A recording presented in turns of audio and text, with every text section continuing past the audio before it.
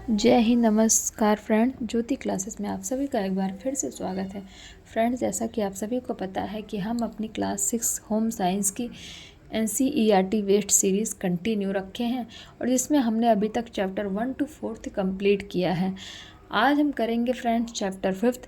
Chapter 5 करने से पहले आप स्क्रीन पर देख पा रहे होंगे ये हमारी क्लास 6 की विषय सूची कि आखिर हम क्लास 6 में पढ़ने क्या वाले हैं। आप लोगों के भी माइंड में आ रहा होगा कि चलो क्लास 6 के NCERT तो हम पढ़ रहे हैं, बट हम उसमें पढ़ने क्या वाले हैं। फ्रेंड्स, ये आप देख सकते हैं कि क्लास 6 की बुक में ये सारी चीज़ें हम पढ़ेंगे। आप चाहें तो इसका स्क्रीनशॉट ले सकते हैं। इसमें टोटल कितने चैप्टर हैं फ्रेंड्स? 17 चैप्टर हैं और 12 खंड हैं। तो चलिए फ्रेंड्स, ये पढ़ेंगे हम क्लास 6 की NCERT में, और जिसमें हमने अभी तक चैप्टर 4 तक कंप्लीट किया है। आज हम करेंगे फ्रेंड्स चैप्टर 5 भोजन, आवश्यकता एवं पकाने की विधियाँ, यानी कि food need and methods of cooking. तो चलिए फ्रेंड्स, शुरू करते हैं आज की क्लास। तो ये था हमारा फ्रेंड्स चैप्टर 4। आज हम करेंगे चैप्टर 5। तो फ्रेंड्स, हमेशा की तरह चैप्टर 5 करने से पहले एक बार हमने प्रीवियस क्लास में क्या कर रखा है उस पर एक बार क्विक रिवीजन डाल लेते हैं, क्योंकि friends revision is the most important part of our life, you know that ना। तो चलिए फ्रेंड्स, एक बार फटाफट क्विक रिवीजन ले लेते हैं, देन स्टार्ट करते हैं हम आज का चैप्टर। तो चलिए फ्रेंड्स, ये देखिए चैप्टर 4 में हमने क्या क्या पढ़ा था। ये था फ्रेंड्स हमारा चैप्टर 4, जिसमें हमने पढ़ा था सार्वजनिक स्थानों की सफाई, सैनिटेशन ऑफ पब्लिक प्लेस। इसमें हमने पढ़ा था फ्रेंड्स सार्वजनिक स्थानों का अर्थ क्या होता है, सार्वजनिक स्थलों की स्वच्छता का महत्व क्या होता है, इसमें कुछ पॉइंट्स थे। फिर उसमें मुख्य सार्वजनिक स्थानों की सफाई पढ़ी थी।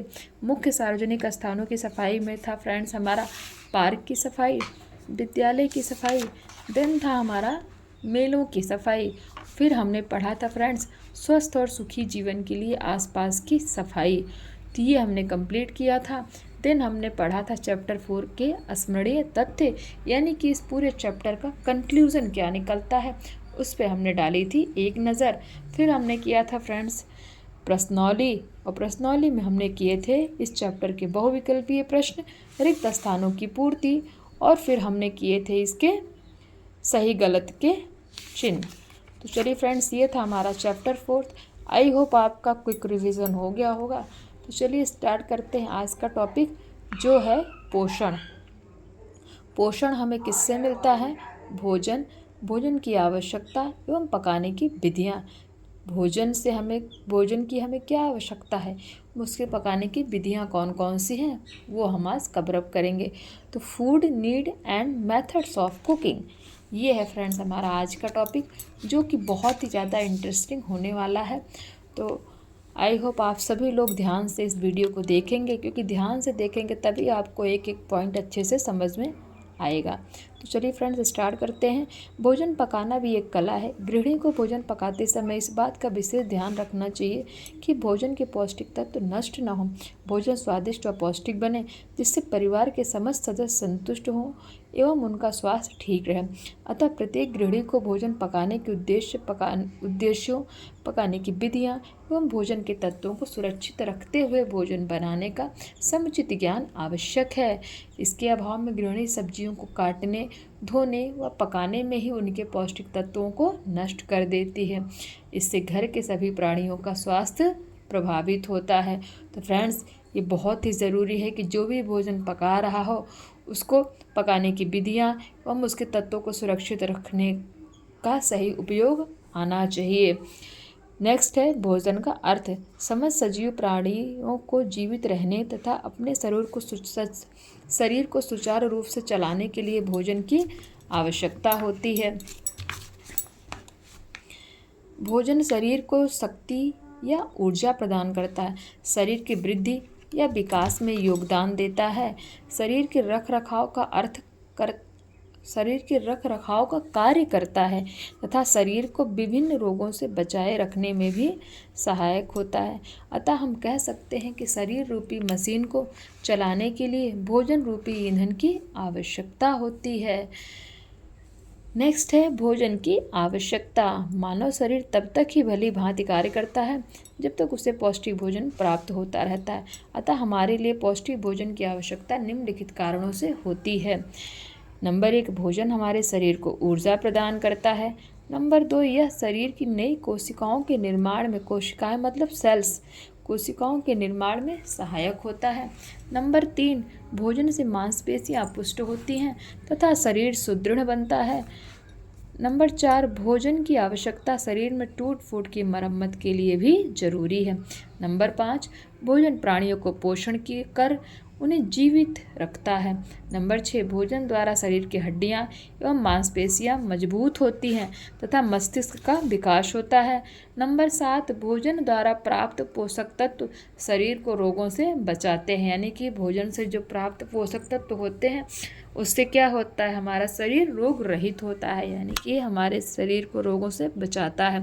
भोजन के तत्व, जिन भोजन से शरीर के विकास के लिए सभी आवश्यक तत्व प्राप्त होते हैं उसे संतुलित भोजन कहा जाता है। संतुलित भोजन निम्नलिखित तत्व होते हैं। नंबर 1, वसा। Number 2, carbohydrate. वसा किन में पाया जाता है? यह मूंगफली, नारियल, सूखे मेवे, मक्खन, घी, तेल आदि में पाया जाता है। कार्बोहाइड्रेट यह अधिकतर गेहूँ, चावल, गन्ना, आलू, शकरकंद, चीनी, ज्वार और बाजरा आदि में पाया जाता है।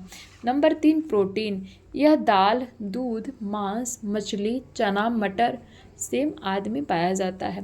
प्रोटीन किस में पाया जाता है? यह दाल, दूध, मांस, मछली, चना, मटर और सेम में पाया जाता है। खनिज और विटामिन, हरी सब्जियां, फल, मांस और दूध में खनिज तथा विटामिन पाए जाते हैं। जल हमारे भोजन का आवश्यक अंग है।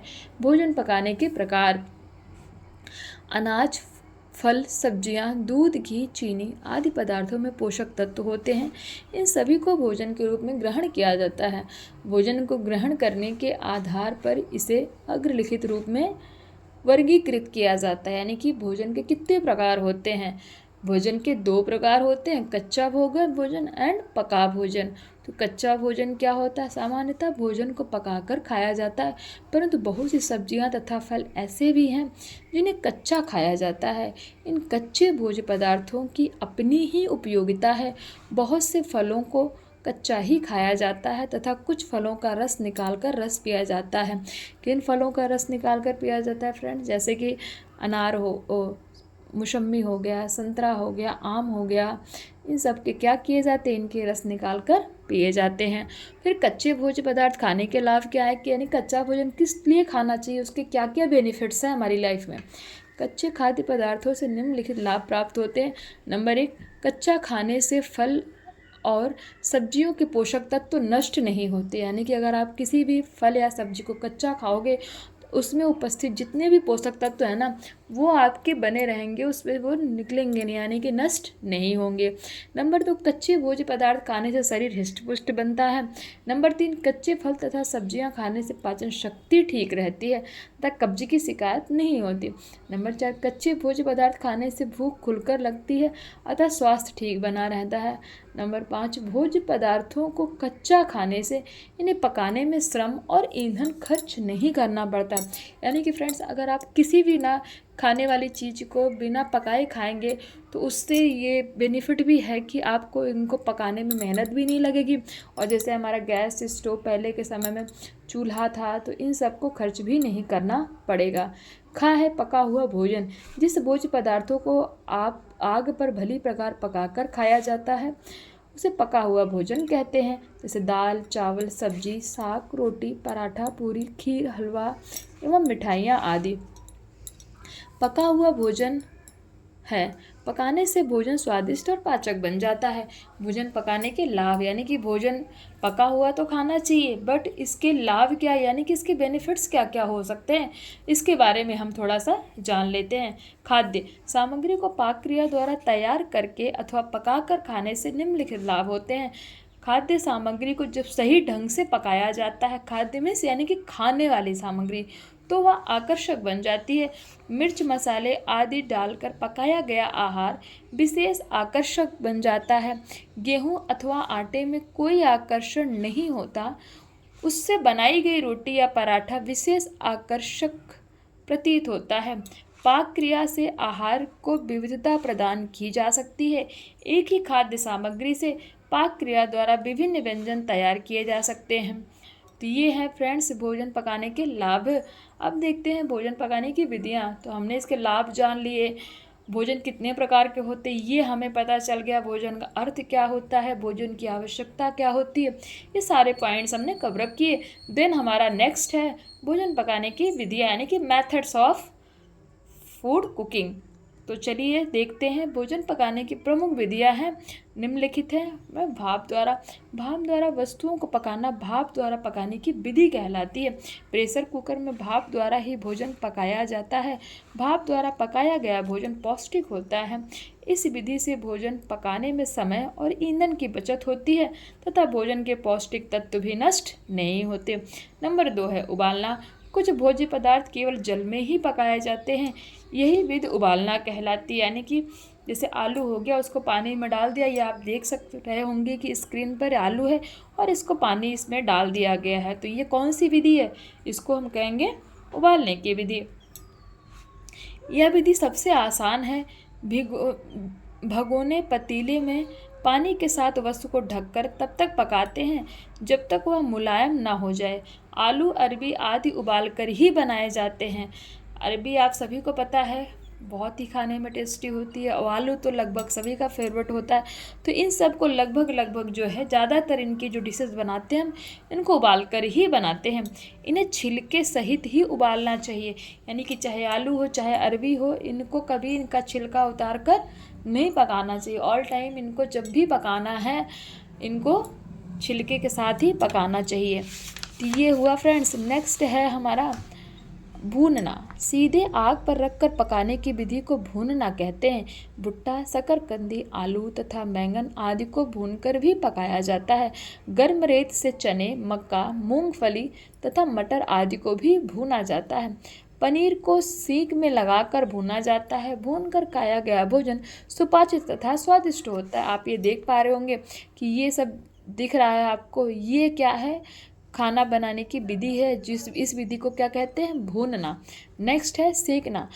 आग पर धीरे धीरे गर्मी देकर पकाना सेकना कहा जाता है। रोटी, पापड़ आदि को इसी विधि से पकाया जाता है। रोटी आग के स्थान पर ही सेक ली जाती है। वस्तुओं को मंद आंच पर ही सेकना चाहिए। नंबर 5 है छौंकना।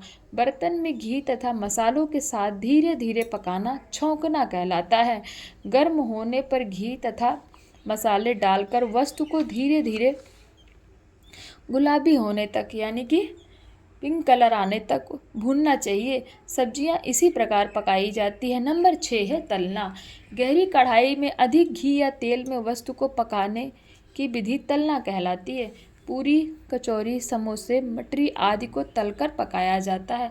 तलकर पकाया गया भोजन स्वादिष्ट लगता है, परंतु यह देर से पचता है, जिससे पाचन शक्ति कमजोर हो जाती है। त्योहारों पर भोजन को इसी विधि से पकाया जाता है। तो ये थी फ्रेंड्स भोजन पकाने की विधि, जिसमें हमने 6 तरह की विधि देखी।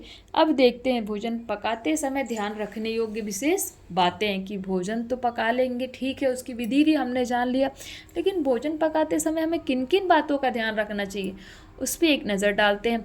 मनुष्य ही ऐसा प्राणी है जो भोजन को पका कर खाता है। भोजन पकाना एक कला है जो प्रत्येक गृहिणी को आनी चाहिए। भोजन को सदैव ढककर रखना चाहिए तथा चावल का मांड नहीं निकालना चाहिए। भोजन में अधिक मिर्च मसालों का प्रयोग भी नहीं करना चाहिए, यानी कि भोजन जो आप बनाएं उसमें ध्यान रहना चाहिए कि मिर्च मसाले कम से कम प्रयोग हों। नेक्स्ट है सब्जियों, फलों तथा अन्य भोज्य पदार्थों की अच्छी तरह धोकर प्रयोग करना चाहिए। भोजन को बार बार गर्म नहीं करना चाहिए, इससे भोजन के पोषक तत्व नष्ट हो जाते हैं। कई लोगों की आदत होती है ना, एक बार खाना बना दिया उसको बार बार गर्म कर कर के खाते हैं। तो फ्रेंड्स हमें ऐसा नहीं करना चाहिए, क्योंकि अगर हम बार बार भोजन को गर्म करेंगे तो उसके जो पोषक तत्व हैं वो क्या हो जाएंगे, वो नष्ट हो जाएंगे। तो ये था फ्रेंड्स हमारा चैप्टर 5। आई होप आपको अच्छे से समझ में आया हो, और अगर अच्छे से समझ में आया हो तो प्लीज़ बने रहिए हमारे साथ। आज के लिए बस इतना ही, मिलते हैं नेक्स्ट क्लास में। तब तक के लिए जय हिंद, नमस्कार।